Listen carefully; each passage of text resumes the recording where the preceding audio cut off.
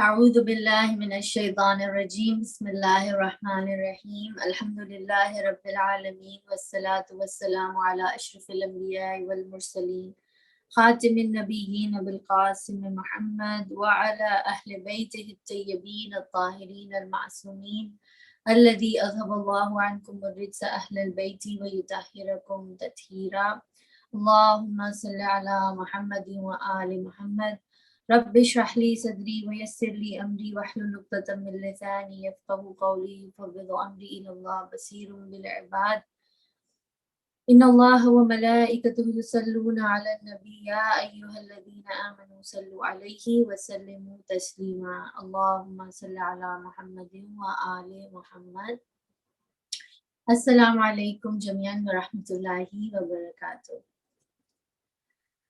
Welcome everybody as we begin our journey into Ayatul Kursi, the verse of the throne. And inshallah, this is also going to be a journey of introspection within ourselves through this verse. I just want to remind everyone that the premise of our discussion is always about understanding the Quran from a perspective where it becomes relevant for us to apply it in our daily lives on a daily basis in the present moment, so that it brings a transformation and a change within ourselves and within our lives.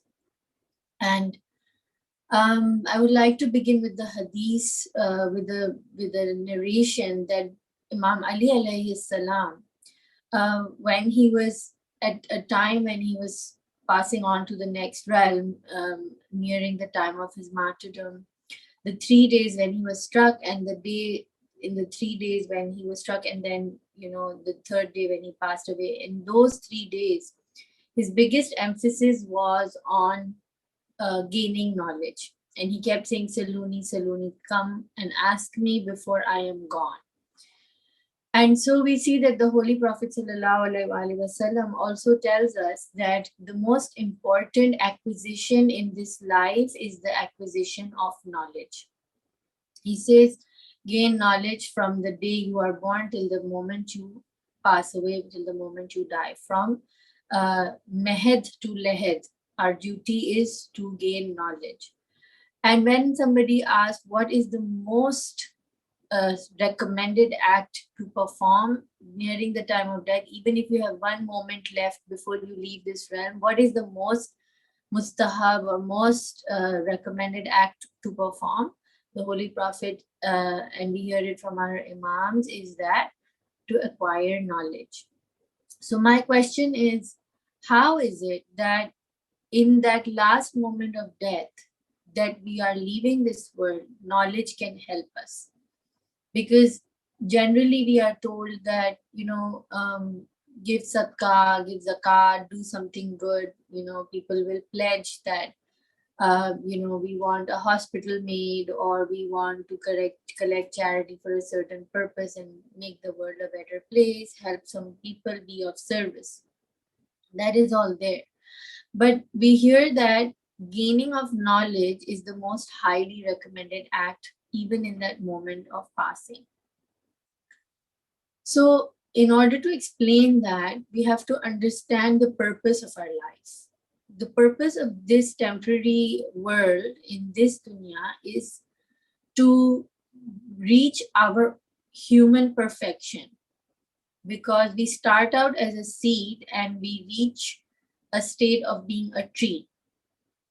We start out as an infant, as from the time we are a seed in the wombs of our mother, and we grow, and our growth takes place in certain environments of growth. So first it's the womb, and then it is this dunya, and in this dunya we start out as an infant and we reach our end time until we become old, or whatever age we leave this world. We are supposed to acquire a certain level of growth, maturity, and perfection. And that is our journey, the acquiring of our perfection. Do all of us acquire that? Perhaps not, because that is why so many will be of regret on the day of judgment. But For those who awaken to the purpose of their life, they have to understand that the real purpose is human perfection, and human perfection is a perfection of the soul, or a perfection of a realm within ourselves. And therefore, in every moment, it becomes our intention to find perfection within that moment, within the human soul. And therefore, acquiring of knowledge is something that adds to that perfection in every moment within the human soul. Whether it's your moment of awakening or whether it's a moment of passing out from this world, passing away from this realm into another realm, in every moment, true knowledge, pure knowledge, beneficial knowledge has that power to transform the realms within us, to take us from a state of imperfection into a higher state of perfection.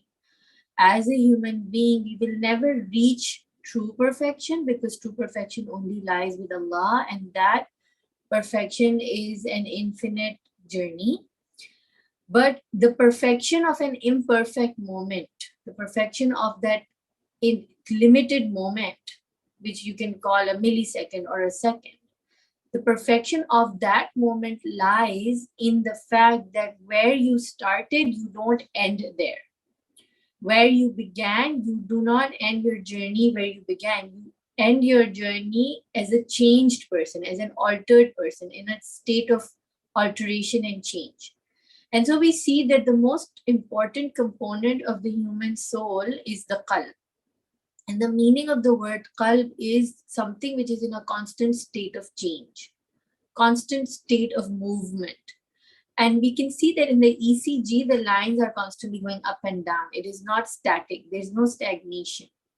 And so I would like to say that we are always in a state of change. That means a journey of motion. There's a journey of movement.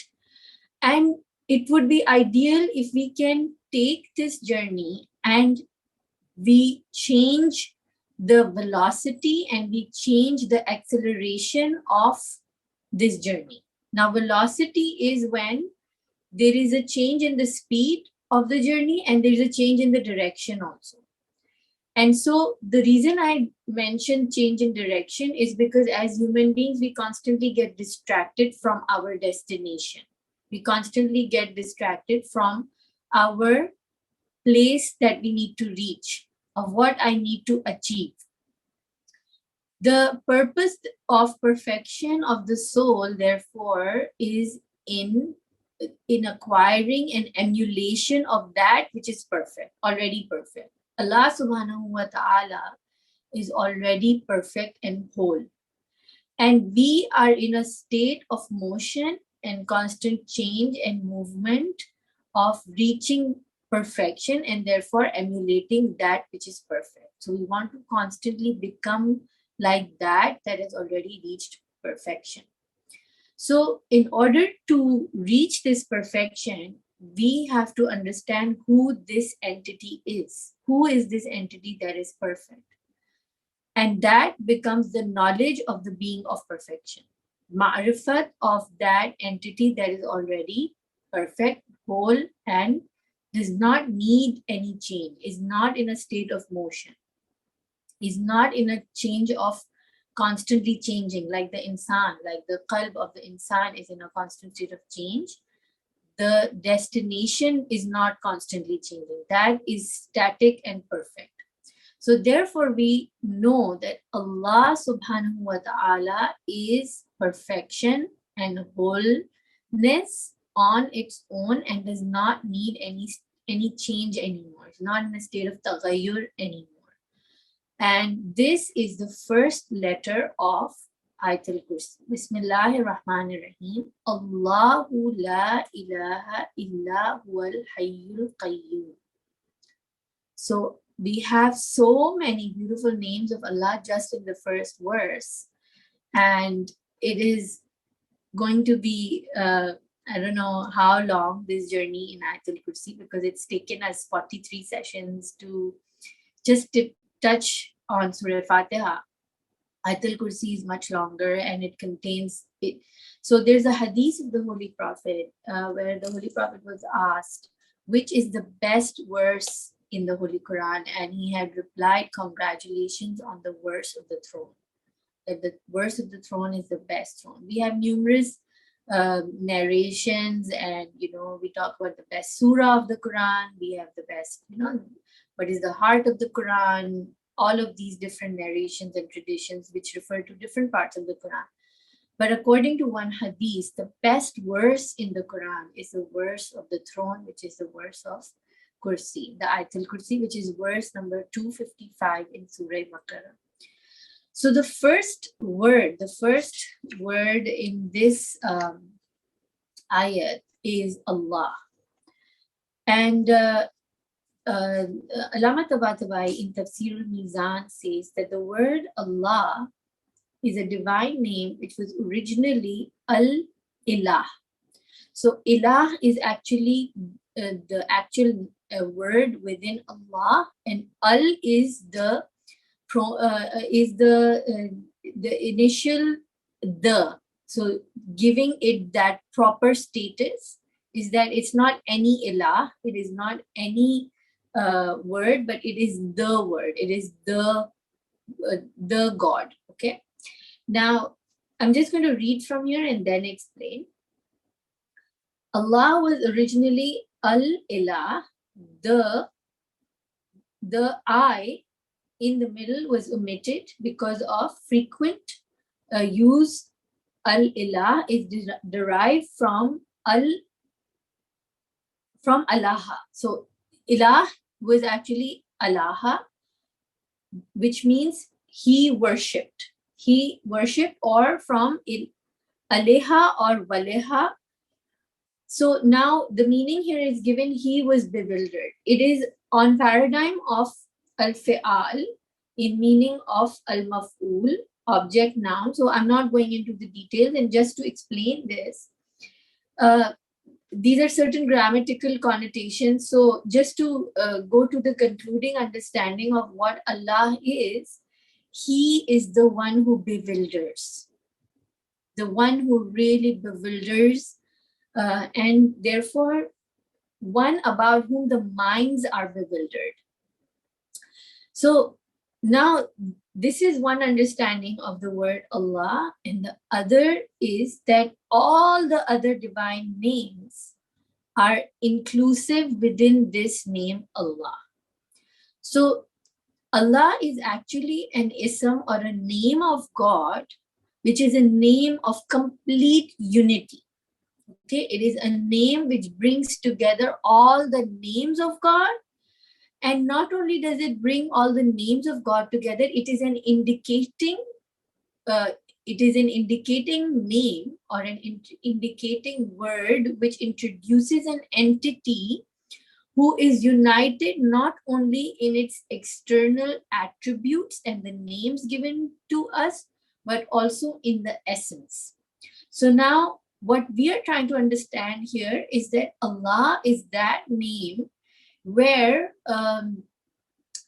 yes, the one who bewilders the rational mind. And the name of Allah is where the essence and the attributes have no separation. What I mean by the essence and the attributes is that, for example, I am Fatma. Fatma is my name.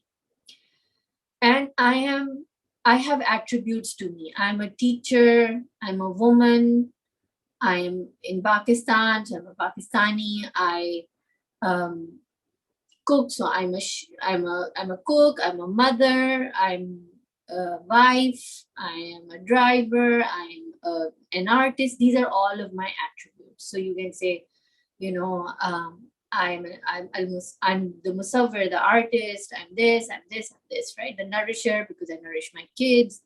I am Sami because I listen to people. I'm the Basir one because I can see. All of these things are part of my attributes. But in essence, I am Fatma within, where all of these outer qualities come together and make me who I am. All of us will have these qualities too. So, you also see, you also hear, that's why you're attending this class. And that is also part of your attribute. But who you are within you, the essence of who you are, is only within you. I cannot reach that essence. You can never be me and understand my emotions, my feelings, my thoughts, my experience of this world, my understanding of the way things work, the way I perceive a situation. All of this goes on and integrates, assimilates, becomes one within me, which I then call is Fatma. So no one can really experience the true me, except who I am. And my experience cannot be handed over to any other person or entity. So the experience of my life is only mine through who I am collectively within me. The way I was brought up and the way I think and the way I perceive things is only going to be my quality. When all of these qualities and factors come together, there is a personality which comes into being, which is within me and which is only my experience, and that cannot be shared with anyone. In the same way, Allah subhanahu wa ta'ala on his own, in himself, is an essence, and his essence is beyond reach of anyone because it is only him who experiences that.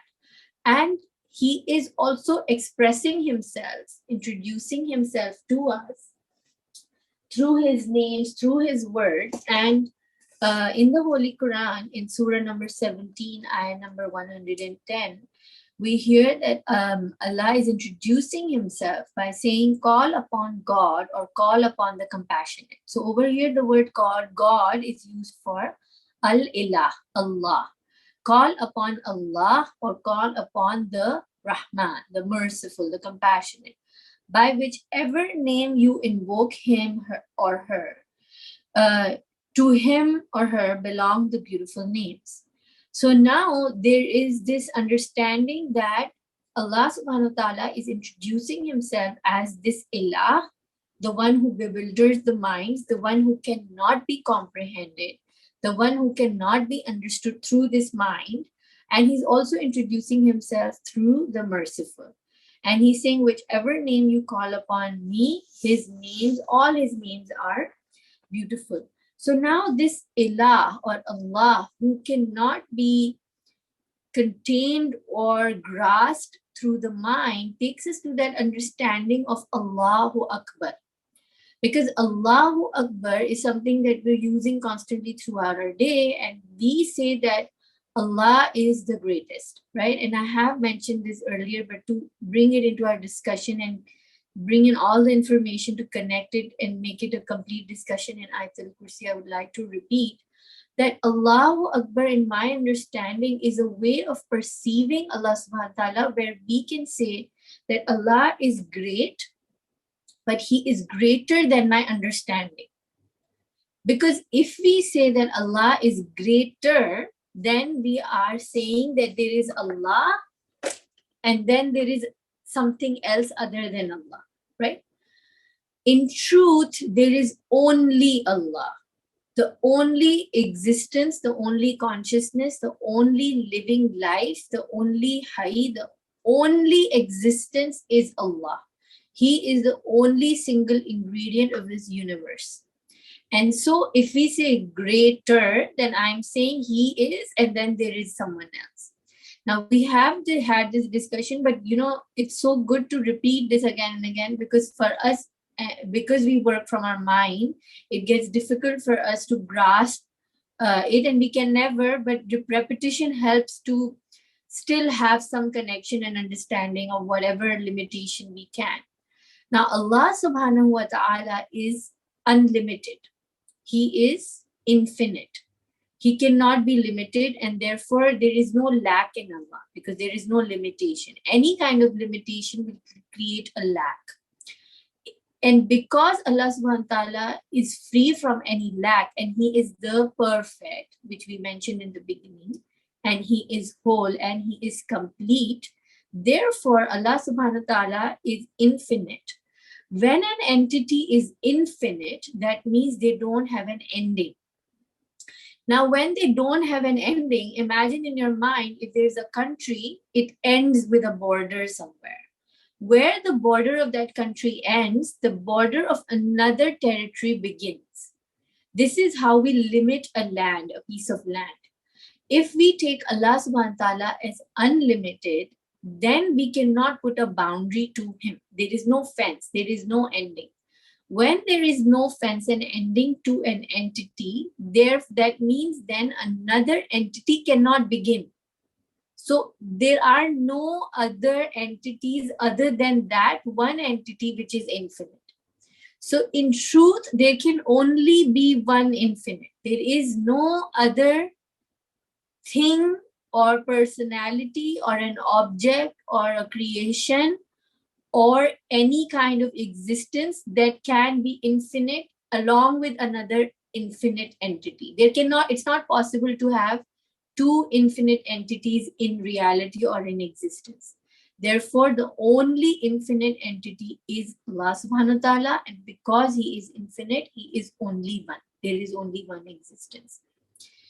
And so we can understand that the energy in every moving atom of everything around us, whether it's my body, whether it's a cell of my hair, whether it's the atom in the chair I'm sitting on, every moving atom, the energy that is moving that atom is the same. Everything subsisting, alive and living, which is existing in our manifested world, is the same energy everywhere. Therefore, it is all connected, and therefore it is all letting my phone into the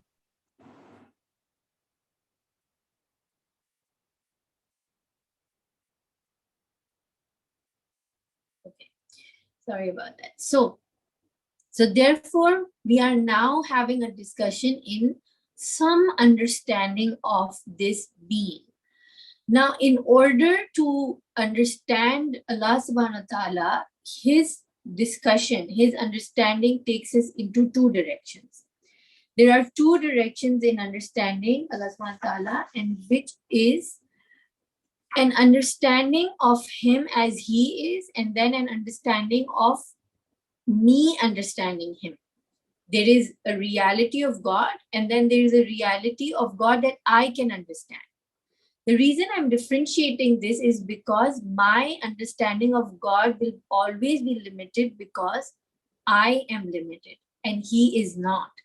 And so my understanding will only be from a very, very limited perspective. It cannot ever be an understanding which is the true understanding. And so Allah subhanahu wa ta'ala for me becomes relevant in my life according to what I understand him to be. Allah says, I am in the opinion of my servant. Can I understand a God beyond my opinion? Is it even possible that I can understand him beyond my opinion? It is, number one, it is not possible as long as I am. As long as Fatma is, that understanding of God cannot exist, which limits us in this realm. However, if the human soul can transcend to a level where you can let go of the self, where you can obliterate and you can remove yourself from the way, then an understanding of God can come to you, which is at least a little more than who you are, if not unlimited understanding. If not the true understanding, it can be an understanding more than who we are. As long as I stay limited, my understanding of God will be limited. But as soon as I allow myself to merge with the unlimited by letting go of the self, because we've had these discussions into ego and who the self is and all that. That's why I'm bringing this in. That if I can let go of who I am, then an understanding of God can reach a heart that has opened itself, that has let go of its own limitation. Now, what is my most handicapping or most debilitating restriction or limitation is if I tell myself that I am this. I am Fatma, I am a teacher, and I teach, for example. Now, if I have put myself in this box, then in case any of you comes up to me and explains something to me, I will not accept it, because I will say, you are the student and I am the teacher. And because I am the teacher, I am supposed to teach you. You are not supposed to teach. And if I sit with that, I have limited myself. So that knowledge of God that was going to reach me, I have already blocked my way from taking in that gift or of knowledge. Therefore, the more labels we put around ourselves, label of being a human, label of being a woman, label of being etc., etc., I will only be absorbing God through these roles and identifications. And so Allah for me will become a limited entity, and therefore we will say Allah is this or Allah is that. How is it that every time we say Allah, it does not bewilder us? Because we say there is a God, He will punish us, He will take me to heaven, He made the world, He's the creator, He has 100 names, and Allah is the one who will give me death. Then there will be hell and heaven, and there will be a day of judgment, and He will be the judge, and then He will punish me or He will put me into heaven. So, what have we done? We have already decided who God is, and we've already given Him His duties, what He has to do. So, we are deciding who He is and what He does. And then we start to do life with a God of that perception. So when I have a limited understanding of God, my life becomes a limited life. My life becomes a limited life of already saying that I can predict my life.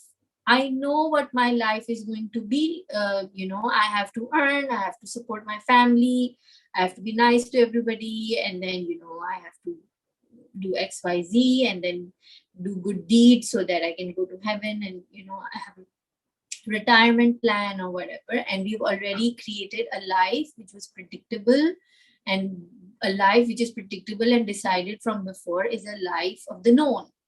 It's a known life. It's already a very limited life. But imagine having an experience of a life where you don't know, and you let every day unfold itself in the direction where it will be taken by the unknown, by the unlimited. And then your life becomes a life of infinite possibilities on a moment to moment level. Because if you hold a limited opinion of Allah, then your life is a limited life. But if you hold an unlimited opinion of Allah, a bewildered opinion of Allah, then your life will also be a very bewildered life. What do I mean by bewildered life? Moment to moment, there are surprises, there are unexpected events in life which can take you by surprise. But what is the human condition? What are we seeing around us happening is that on the moment our children get into the education system, and the vision we create and the intention of life that we create is already dictated and decided. And what that does for most of us is that we already sit with a limited mindset of what life needs to be and how it needs to unfold. Why? Because it gives us certainty and stability. So certainty and stability remove the fear of the unknown from our lives, remove the fear of being taken by surprise, remove the unpredictability of life. And what that does is that it brings us into a circle, into a confined, limited space of living a life where you already know what's going to happen. But that is not who Allah is.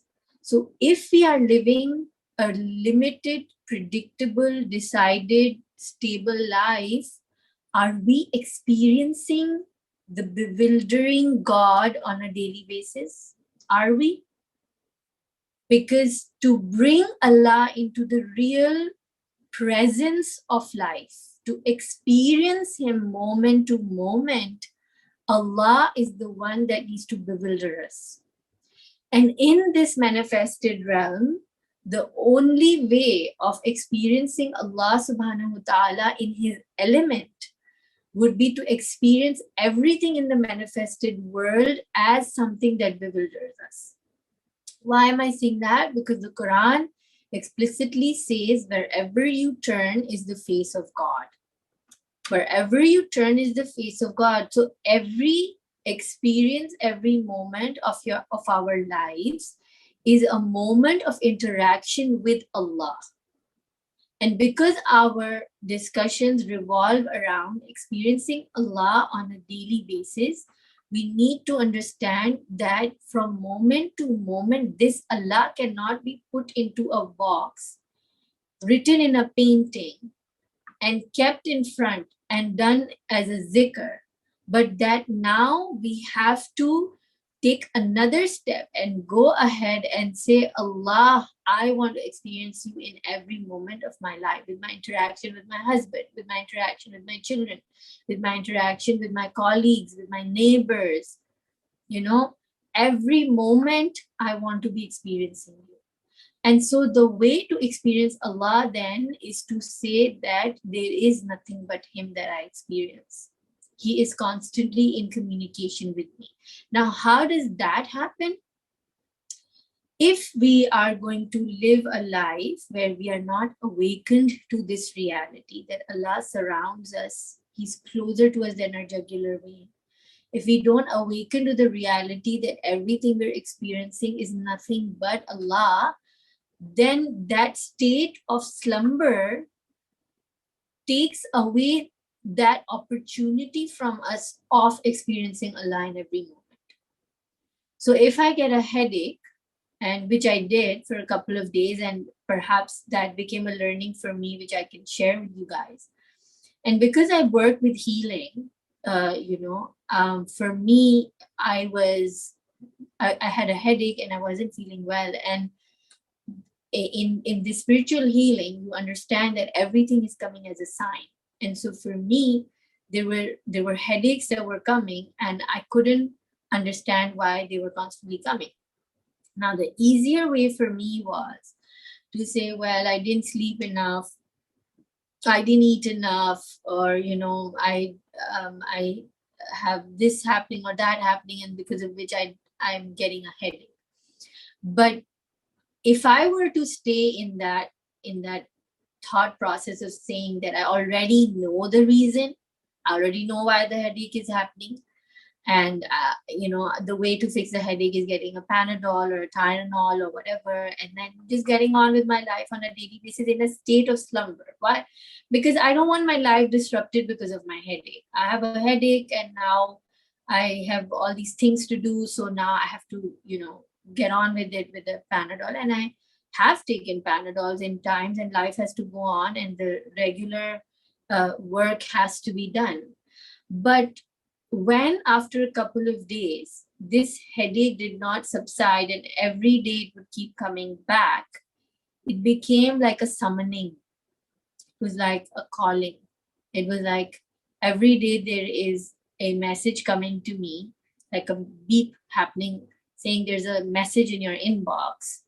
And for me to look into that message, I needed to slow down and connect with myself and connect with Allah to understand what is going on, what is this message.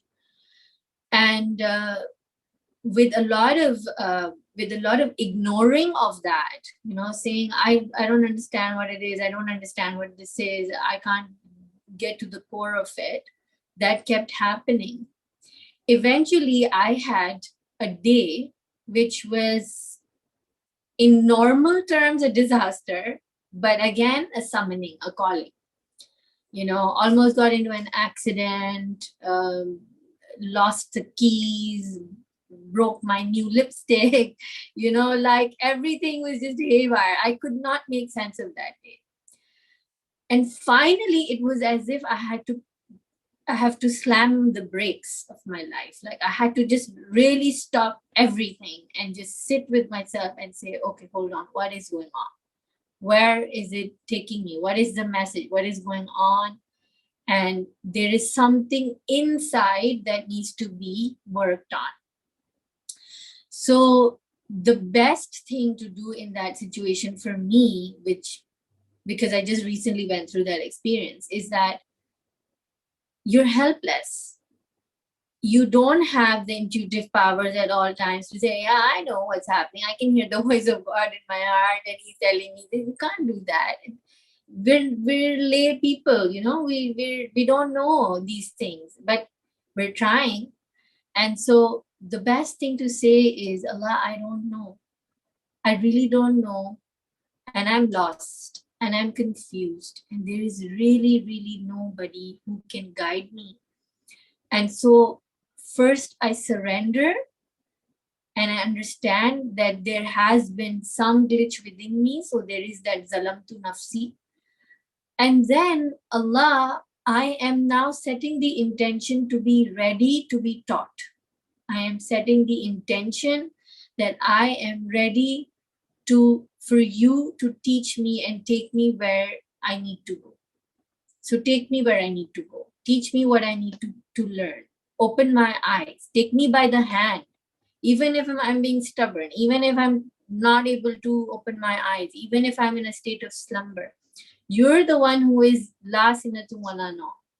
You're the one who doesn't sleep, who's never not awakened. I am the one who has gone into slumber. So when we make a prayer in a state of awakening to our state of nothingness and our state of, you see, the reason the name Allah is connected to the human condition is this. When we say that Allah is the one who bewilders, a human being has the audacity to say that I can live a life which isn't a bewilderment. My life is predictable. My life is on track. My life is stable.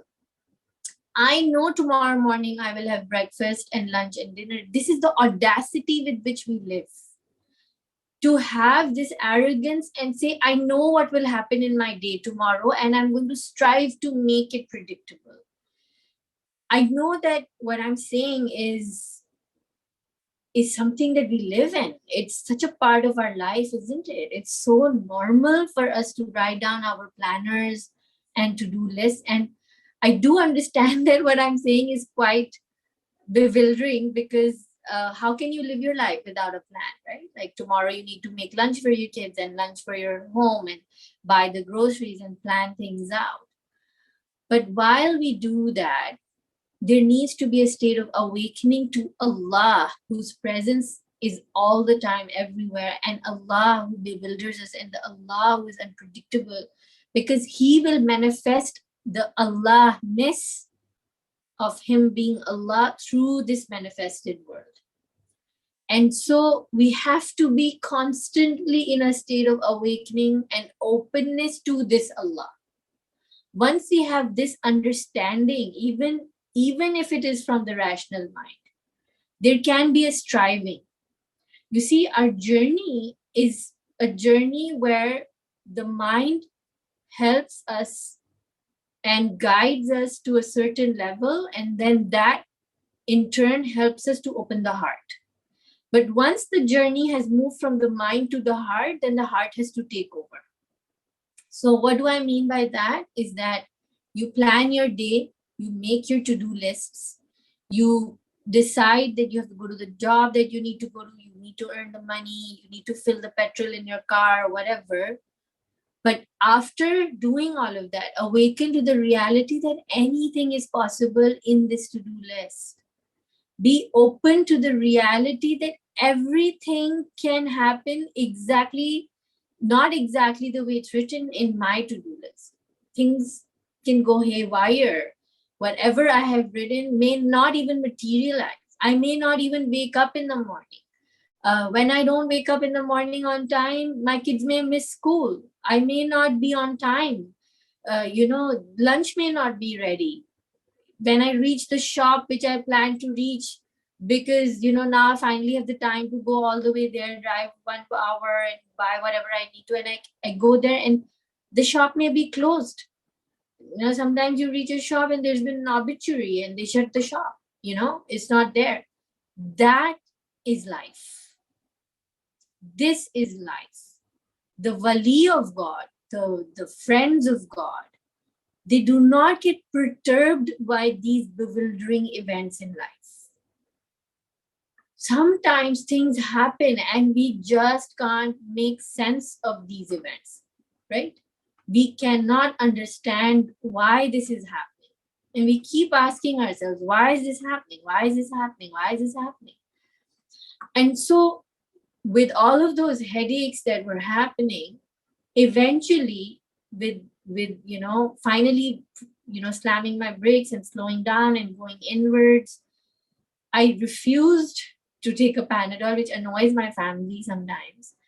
I forced myself to sit in meditation. I did breathing. I spoke to Allah, did my prayers, and certain events happened that opened my eyes to something. For example, I want to share this because this is really important.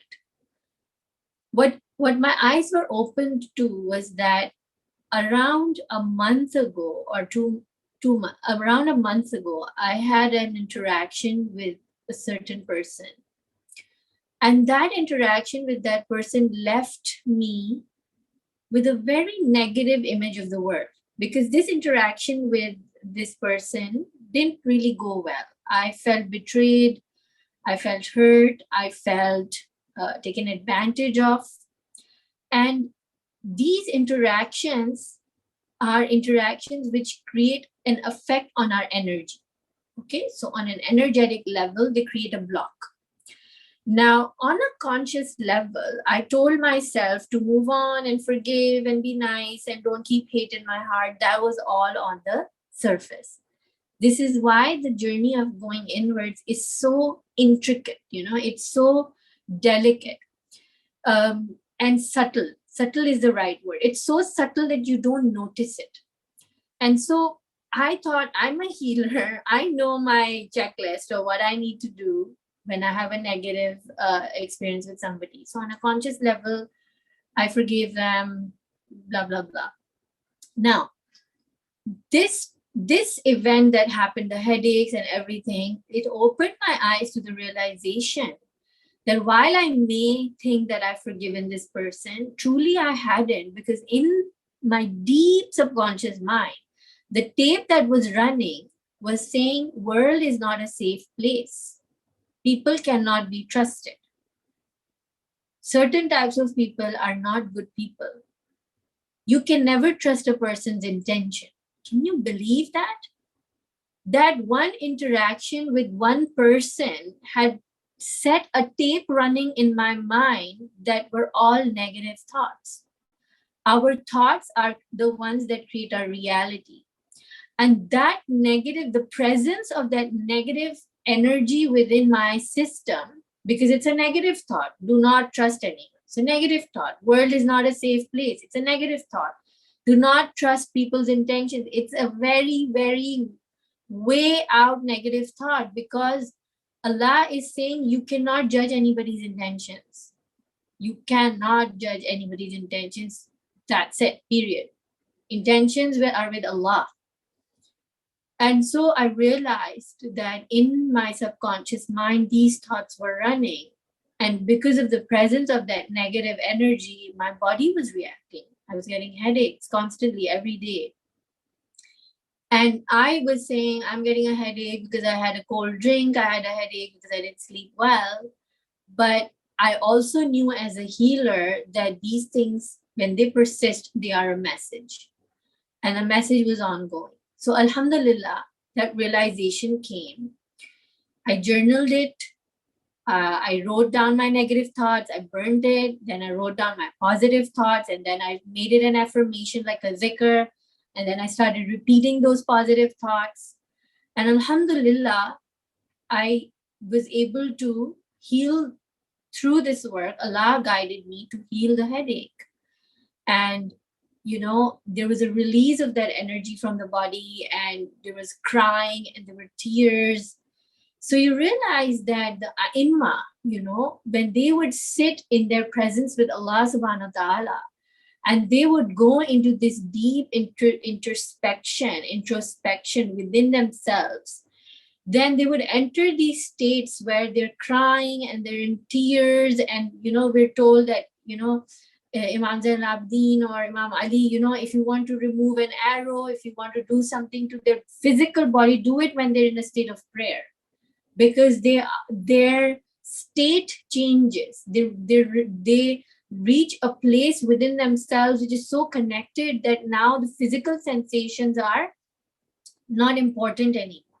So through this connection with the Allah of the Allah who's the Ilah, the one who bewilders us, we are able to grow and change and learn and open that space within ourselves, which is a pathway to growth, which is a pathway to learning, which is a pathway to opening and getting rid of everything that needs to be gotten rid of, so that we can keep working towards our perfection. So coming back to this understanding of the Allah who bewilders us, we have to get used to a life which is unpredictable. We have to get used to these events in life that throw us off. Now, as a teacher, as a healer, as a worker in the subconscious mind and all of that, I just felt like I know what I'm doing. And, as a human being, this constant fear of being taken by surprise. I don't know what's going to happen. You get taken by surprise.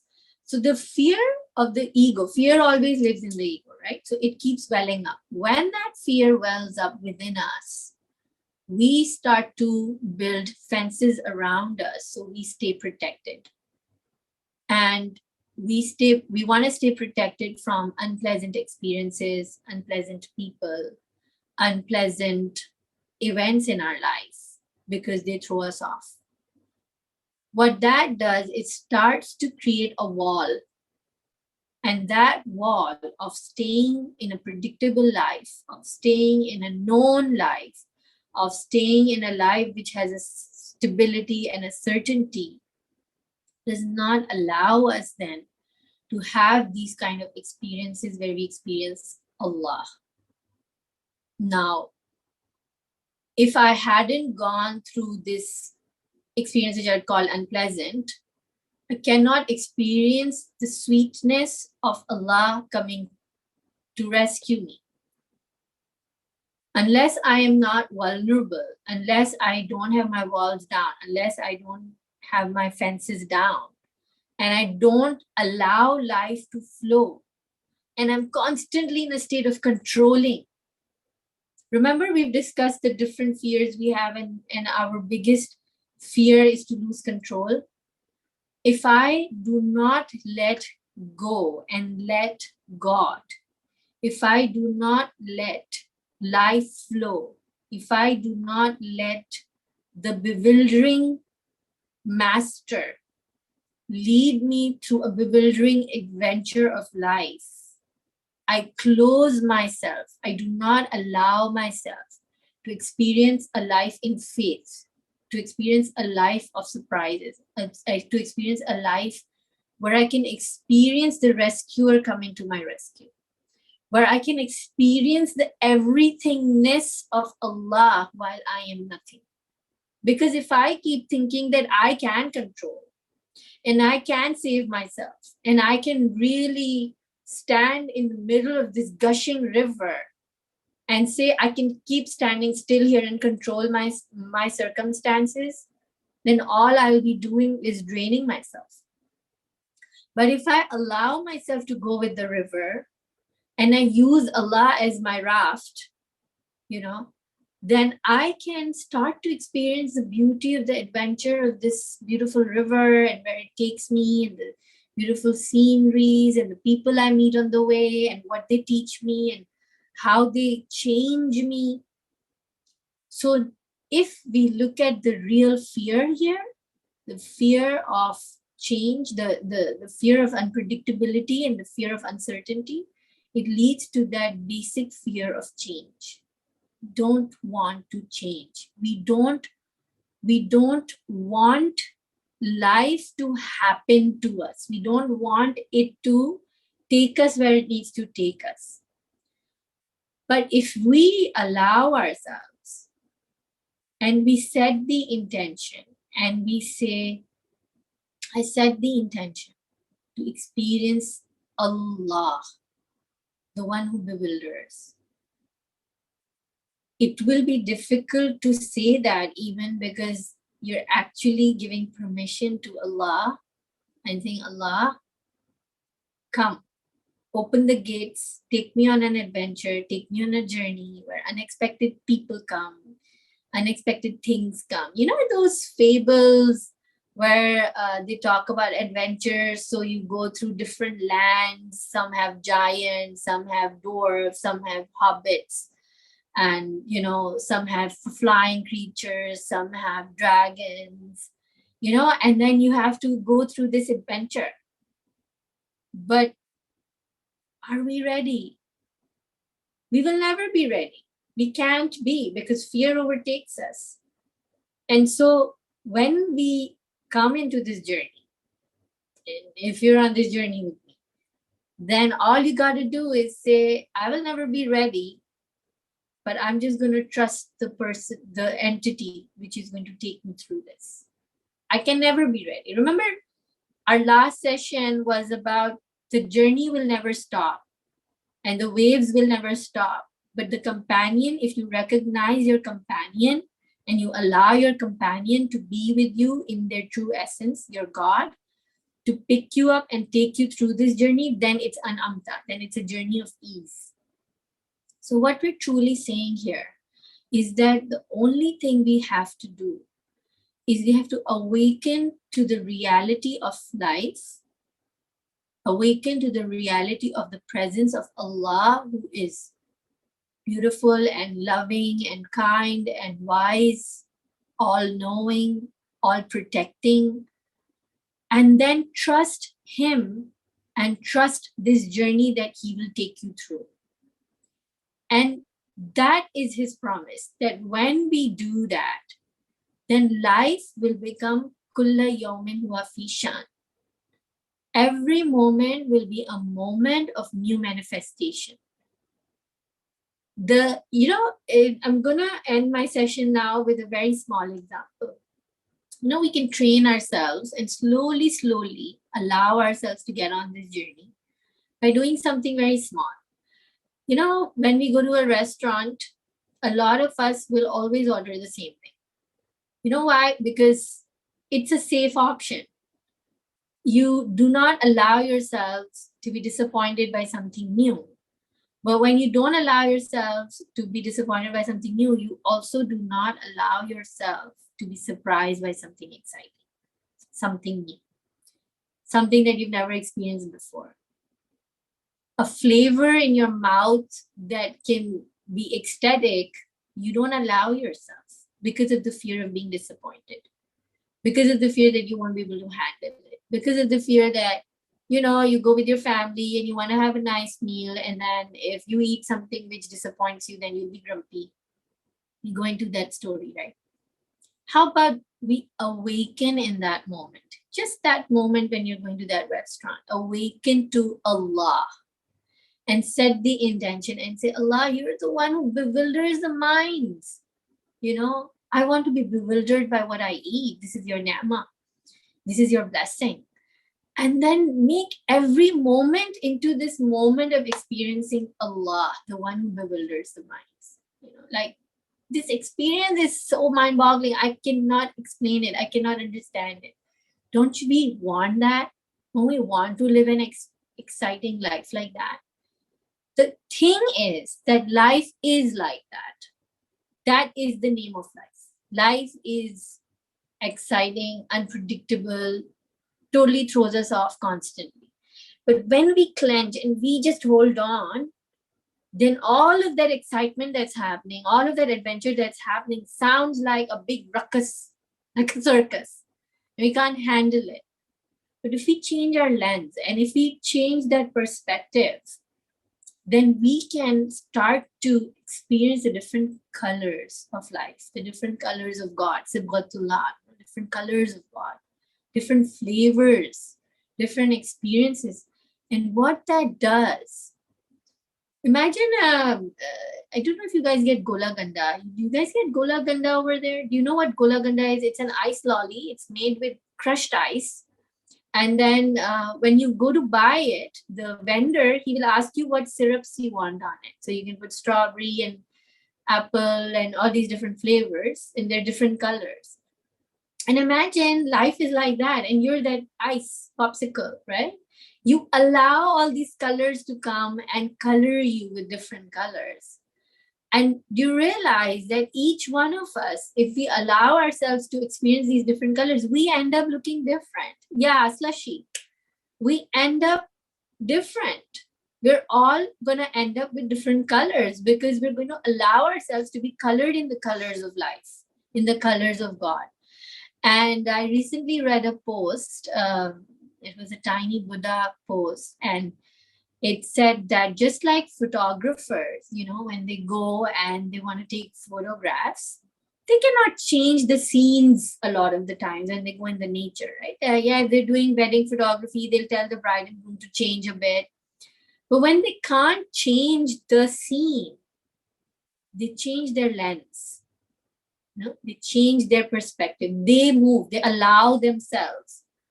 And so in life also, we need to allow ourselves to constantly change the perspective and look at everything from the perspective of, this is the presence of my bewildering Allah. And what is it teaching me? What is it showing me? Where is it taking me? What is the guidance in this? That is why we see that the awliya Allah, the mystics, when a calamity, according to the world, would come their way, they would not say, they would not be like perturbed by it. But some of them we see would be excited by it because now they feel like life is in motion. Something new is happening, a new challenge is coming, and things are changing. And that is a sign that you will change. And okay, I just keep saying last, but I have 1 minute, so I'm going to say one more thing. I just read a post yesterday, which was so beautiful, and it said that we have gotten really stuck to the idea of maintaining happiness in our lives. We all want to do something that will make us happy. So we want to, we're always in a pursuit of happiness because we want to make every moment happy, happy, happy, happy. But the truth is that the change in life lies in embracing everything. So sadness, being disturbed, being upset are also all part of life. And the truth is that true growth usually doesn't happen in moments of happiness, but true growth happens in moments of pain.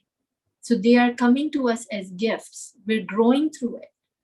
And so we have to sit in that pain. We have to allow that pain to change us, to alter us. And that alteration and that change cannot happen unless we sit in it. So like I said, that I didn't take a Panadol. I just sat with that pain and I said, I just want to read into this. What is this teaching me? And that's what we need to do with moment to moment realizations of awakening and being in a constant state of conversation with Allah subhanahu wa ta'ala, being in a constant state of awareness of His presence. And we have to faith it, we have to kind of fake it also. Like we can't see or understand God, but we have to just kind of do it a bit intellectually until the heart opens. So that's why the zikr helps, azkar or names of God really help to open the heart and to be awakened, to be aware, to be ready, to be open, inshallah. So this is where I will end today's session. We make a dua to Allah subhanahu wa ta'ala. Oh Allah, we come to you with our bewilderment to this life, truly, truly, life does not make sense so many times. Allah, in the past 2 years, we have lost so many people and we have seen so much calamity on this earth. And while for you and in reality, everything is perfect and everything is in your will and everything is all taking us to our perfection, there is a lot of pain. Oh Allah, there is a lot of pain that is difficult for us to understand. We cannot fathom everything which lies in your wisdom. Oh Allah, open our eyes. Remove these veils of heedlessness. Oh Allah, choose us to be one of your friends, to be one of your servants, who can truly witness your beauty in everything, everywhere, in every moment. Oh Allah, we beg you. We beg you to awaken us. We beg you to keep us awake, for you are Allah Sinatu Walano. You do not doze, you do not sleep, Ya Allah. We ask you, who is it that is going to keep the one in slumber awake than the one who is always awake? Oh Allah, help us to be awakened in every moment, to be ready to embrace every moment that comes from you with complete surrender. Oh Allah, awaken us to a state of surrendering to the flow of life. Oh Allah, help us understand the healing that needs to happen. Help us understand the guidance that is coming to us. Oh Allah, open our eyes, because we do not wish to be one of those who are the losers. We do not wish to be the ones who miss their train. Oh Allah, guide us in every moment, in every millisecond of every moment. We need your guidance, for without you we are nothing, and without you we are lost. Ameen Ya Rabbal Alamin.